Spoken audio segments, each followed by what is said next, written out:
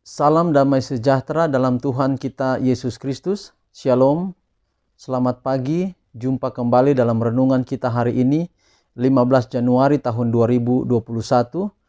Dan kami telah menerima pesan dari Ibu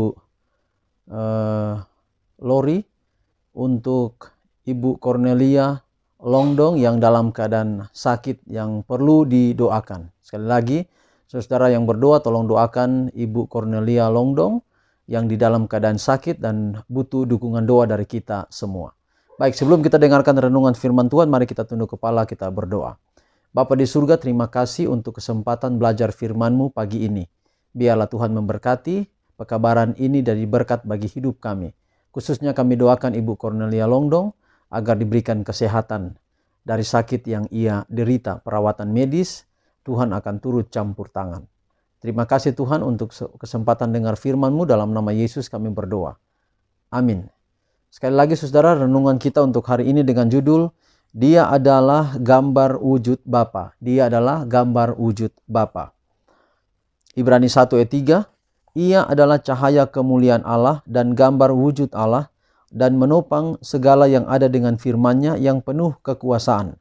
Dan setelah ia selesai mengadakan penyucian dosa, ia duduk di sebelah kanan yang maha besar di tempat yang tinggi. Ibrani 1 ayat 3. Sekali lagi, ia adalah cahaya kemuliaan Allah dan gambar wujud Allah, dan menopang segala yang ada dengan firman-Nya yang penuh kekuasaan. Dan setelah ia selesai mengadakan penyucian dosa, ia duduk di sebelah kanan yang maha besar di tempat yang tinggi. Siapakah Kristus? Ia adalah anak tunggal Allah yang hidup. Bagi Bapa, dia adalah bagaikan perkataan yang menyatakan pikiran, seperti sebuah pikiran yang dapat didengar. Kristus ialah sabda Allah. Kristus berkata kepada Filipus, barang siapa telah melihat aku, ia telah melihat Bapa. Perkataannya adalah gema perkataan Allah. Kristus ialah sama dengan Allah. Cahaya kemuliaannya, gambar Allah yang kelihatan. Sebagai oknum yang memiliki pribadi, Allah telah menyatakan dirinya dalam anaknya. Yesus, cahaya kemuliaan Bapa, gambar wujud Allah.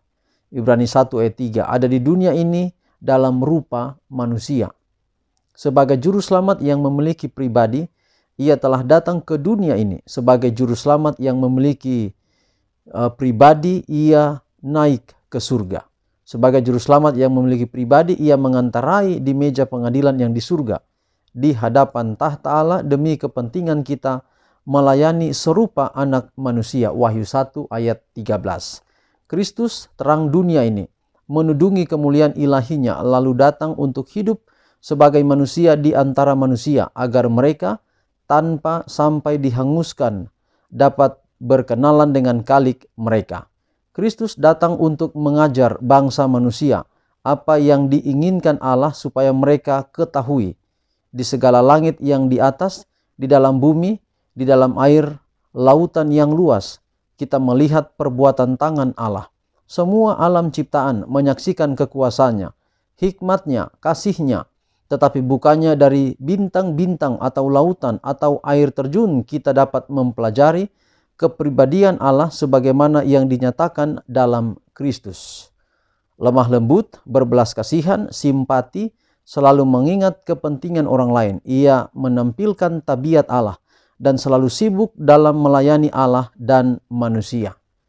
Sebagaimana adanya Yesus dalam sifat manusia, Allah menginginkan agar para pengikutnya juga demikian. Di dalam kuasanya kita harus menghidupkan kesucian dan kemuliaan sebagaimana dihidupkan oleh juru selamat.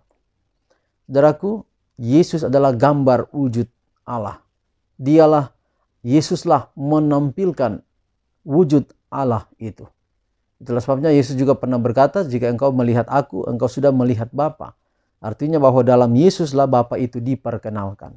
Ketika kita mengasihi Yesus, kita mencintai Yesus, kita ingin memiliki Yesus, sama dengan kita memiliki Bapa, memiliki Allah. Luar biasa, ini adalah gambar wujud Allah. Kita ingat pelajaran kita kemarin, kita harus pantulkan sifat Kristus dalam kehidupan kita. Kalau kita tampilkan sifat Kristus, tabiat Kristus, maka itu akan juga menampakkan tabiat Allah dalam kehidupan kita melalui Kristus itu, dan melalui kita itu ditampilkan kepada orang yang lain. Tuhan berkati kita dalam pekabaran kita pagi ini. Mari kita akhiri saudara, kita berdoa. Bapa di surga, terima kasih untuk pelajaran yang indah pagi ini. Biarlah kiranya boleh menjadi berkat dalam kehidupan kami.